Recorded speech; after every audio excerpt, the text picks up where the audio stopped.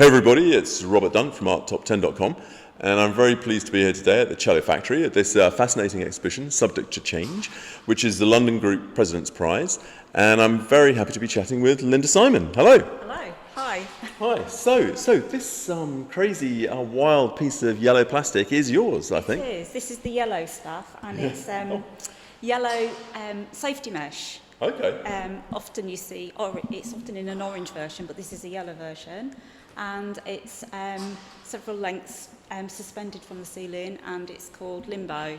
Oh, limbo. Okay. Why is it called limbo? It's called limbo because one definition of limbo is an intermediate state characterised by uncertainty, and this work was made during lockdown, and I've often used safety materials, and I was working with this, and I've decided that I wanted to make an intervention into the space, and it felt like it fitted the situation and it fitted the sculpture as well. So, you know, we were living in a state of uncertainty. We were living in a state of our own sort of temporary barrier, I suppose. Our houses became our own temporary barriers, protecting us but also keeping people out, much like the safety mesh. But also, a second element to this piece is the fact that I wanted it to actually suggest hope as well. So yellow is quite a joyful, sunny colour, ray of light, a ray of hope. And that then leads on to, I guess, these boxes here. So during lockdown, I spent a lot of time in my garden. It was quite sunny in 2020. It was a lovely summer, that one. It was a lovely summer, and I'd started using my garden as my studio space, and I'd started to play about with the yellow mesh. My practice often starts with the material which I then use and manipulate in various ways. So I'd already decided on this piece, and then I'd seen some sort of video about how to do cyanotypes, and it's a process I'd never used before. You better tell us what a cyanotype is. So a cyanotype is a form of alternative photography, a printing process where you apply chemicals to paper, and then you apply some sort of mask to the paper, an object. In this case, it was the safety mesh. You cover it with glass, and then you expose it to sunlight, and the sunlight acts as the developer. And So it's quite a sort of punky, weird printing thing you can do at home, isn't it? It is very, very simple. And I think that's why there was quite a lot of YouTube videos about it during lockdown, because it is something that you could really do easily at home. Okay. That's very cool.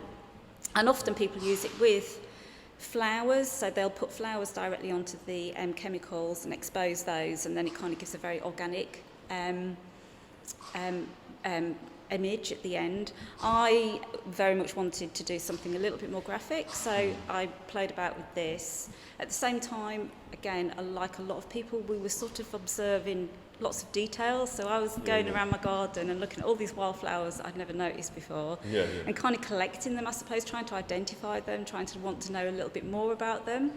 And I tried using the flowers themselves to develop a cyanotypes, but that didn't really sit with what I do, and so I produced a load of these cyanotype grids, I suppose, on A2 paper, and then I started to cut into them, so where you might be able to see or you might not, but We can wander over here a little bit. But they are 3D cubes, and so the blue is where the cyanotype process is developed, and then I've cut out certain of the blue holes, if you like. And the reason for that is because I wanted to encode the names of all the wildflowers in binary code. So I converted the names of the wildflowers into binary.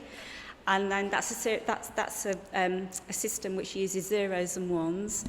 And so I converted the zeros into cutouts, and the ones I kept as blue. So there's these A2 sheets of paper. Each letter is a 8-digit binary code. And once I'd done that, they didn't really work. So I kind of had this idea of creating a cube. So I formed this cube, and I quite liked that because, again, it felt like it was a protective mechanism. It felt like, you know, it emulated how we were living in our own houses, if you like. We were sort of boxed in, kind of almost like a prison, if you like. But it also felt like wildflowers need to be protected, and we often pull them up, and because we don't like them because they're weeds, but actually they're great for the environment and the bees and the insects. So No, of course. that was the thinking behind that, so each box refers to the name of a wildflower that I found in my garden during lockdown. So why binary? Why binary? I've used binary before. My background, I used to work in computing, and the first computers were based on a binary system, and it also links into my interest in textiles. So a lot of my work refers to textiles. It's not necessarily traditional textiles, but it might use a textile process or suggest textiles. I think the mesh suggests textiles. And the first computers were based on the Jacquard loom, which used a form of binary and punch cards. Okay. And that links back to computers. So Absolutely. I also work a lot with systems and number systems, which brings me on to the sunflower there. Let's see your... This is the third piece, which connects. So each of the holes I cut out, I kept the cyanotype hole, I suppose. I didn't really know what I was going to do with it, and then I realised I've always had an interest in number systems. So this is a sunflower, and sunflowers are basically the sunflower seed head is formed in a Fibonacci sequence, which is a number sequence. Amazing. So given that this starts off as a ray of sun, the sunlight develops the boxes, and then this becomes a sunflower. Oh, cool link. I like it. It's the connection, basically.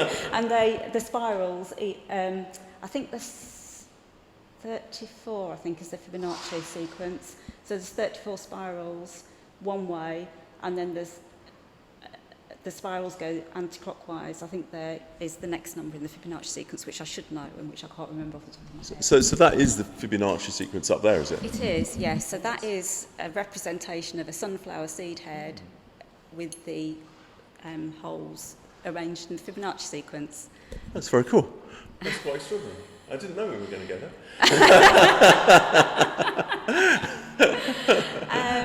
So it is basically a sunflower. It's created from the sun. That's so cool. I really like that. I mean, I was thinking that didn't Van Gogh say yellow was the colour of hope? Did he? I'm not sure. So. I think there's lots of different interpretations. I've read some that's it's also yellow is a subject of avarice. And so there are negative connotations to yellow as well, but I always look at it as a positive colour. It makes me happy, and I think that's, I like colour. I use colour a lot in my work. Well, that's really interesting, actually. I like that.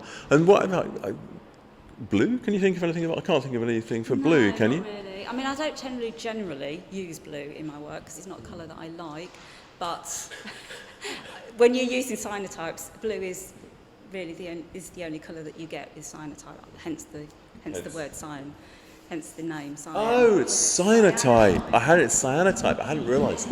Yes. Okay, got it. And so. So when people come in, would you want them to intuitively understand that binary thing, or? I'd like them to just explore the work for themselves, but I do think it probably helps with a bit of explanation. I find a lot of my work generally has got these layers of encoding and number systems, which if you understand them, it explains the work more. But I think just as work themselves, I'd quite like people just to enjoy it, I suppose. I mean, I guess the other layer that I haven't said is the display. So the reason that they're displayed like that is I didn't want to display them linear because wildflowers are wild and all over the place. So I played with different systems, and I hit upon using a musical score. So they're arranged to a song by Tom Petty called Wildflowers. Oh, nice. And cool. So the first few bars, which I'm not musical at all, so don't ask me anything musical about how the arrangement is. Very simple. I looked at the notes on the music and then arranged them according to the notes. But coincidentally or incidentally, the balcony wires kind of look like that. Is so cool. The balcony wires come up as a stave, don't they? Yeah. But that was, one of the challenges for this exhibition was the fact that we didn't manage to get in the space that often. So, yeah, it was just incidental. I like it. Yeah, I like it. Actually, now you talk about it as the codes and things, and you know that film, The Matrix, obviously. Don't you? Yeah. But you could see these yellow bits running down. It's a bit like those lines of code that drip down the screen, couldn't you? Yeah. So you have almost got a coded feel to it. And then I think if you turned up, you could begin to sense that there is some reason behind what and how pieces are cut out of the thing. So I quite like the idea to think that there is a sort of intuitive visual way of discovering that code element underneath. Yeah. It's interesting to hear your connection with The Matrix, which is one of my favourite films. Oh, is it? Yeah. That's cool. Yeah, I definitely like the Matrix vibe. So how would you feel if you were Keanu when you woke up? I'm not sure I can answer that.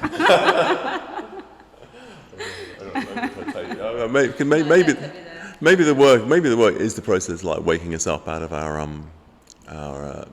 miasma of normality in some way. Yeah.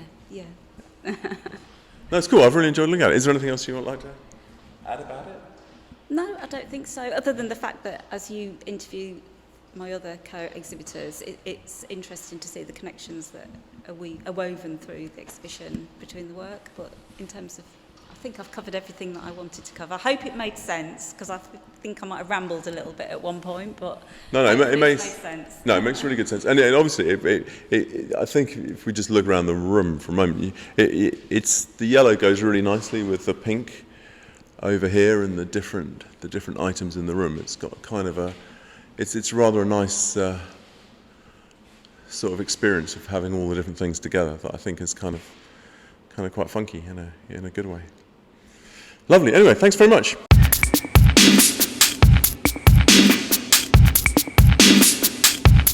Bumbuckler.